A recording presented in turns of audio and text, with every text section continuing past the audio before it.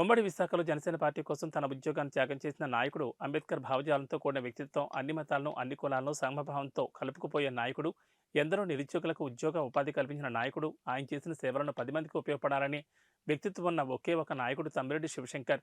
ప్రస్తుతం పవన్ కళ్యాణ్ గారి భావజాలం నచ్చి పార్టీ కోసం ఎనలేని సేవలు అందించిన శివశంకర్కి జనసేన పార్టీ అధ్యక్షులు పవన్ కళ్యాణ్ చోడవరం నియోజకవర్గం మరియు పెందుర్తి నియోజకవర్గం ఎమ్మెల్యే టికెట్ ఇచ్చి న్యాయం చేస్తారో, ఇవ్వకుండా అన్యాయం చేస్తారో వేచి చూడాలన్నారు.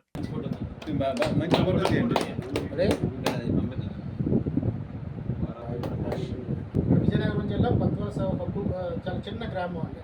చిన్నప్పటి నుంచి కూడా నా దగ్గరే శిష్యర్కం చేశాడు.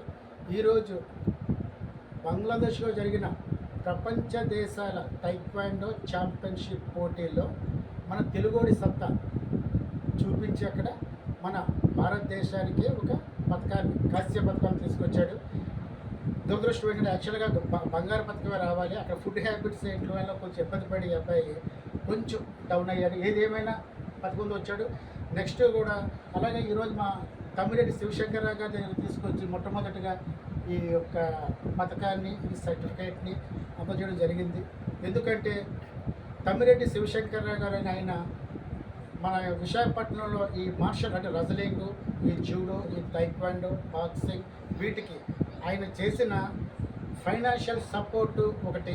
అలాగే మా పిల్లలకి ఈ యొక్క స్పోర్ట్స్తో పాటు చదువు కూడా ముఖ్యమే మీకు అని చెప్పి ముందు గుర్తించి విశాఖపట్నం హిందూ రీడింగ్ రూమ్లో ఉచితంగా గ్రూప్ 1, గ్రూప్ 2, గ్రూప్ 3 పరీక్షలకు ఒక ఢిల్లీలో ఉన్న మంచి ఎడ్యుకేషన్ ఉన్న బుక్స్ అన్నీ కూడా ఇక్కడ తీసుకొచ్చి ఆయన శిష్యవర్గంతో అంటే టీచింగ్, ఆయన సొంత అల్లుడు గారు కూడా బాలాజీ గారితో అందరితో కలిపి ఆయన ఉచితంగా పుస్తకాలు, ఉచితంగా కోచింగు, అలాగే మధ్యాహ్నం భోజనం కూడా ఆయన సొంత డబ్బుతో వెచ్చించి చేయడం వల్ల అక్కడ 87 మందికి ఉద్యోగాలు వచ్చినాయి. అలాగే ఎంతోమంది రాష్ట్ర వ్యాప్తంగా ఈరోజు కూడా ఆయన ఇచ్చిన మెటీరియల్ ఇప్పటికీ మేము ఉపయోగించుకుంటూ ఇటువంటి ప్రకాశం ఎంతోమంది తయారు చేస్తూ ఉంటాను. అందుకు కృతజ్ఞతగా మా గురువుగారి దగ్గరకు వచ్చి మొట్టమొదటి బ్లెస్సింగ్ తీసుకోవడం జరిగింది. సార్ ఇలాగే ఉండాలి సార్, మీరు రాజకీయాల్లోకి వెళ్ళినా సరే మా క్రీడా లోకాన్ని ఎప్పుడు మీరు మర్చిపోకూడదని మీ అందరి ముందు అని నా నమస్కారాలు తెలియజేసుకుంటూ ఈ కార్యక్రమం ముగిస్తాను.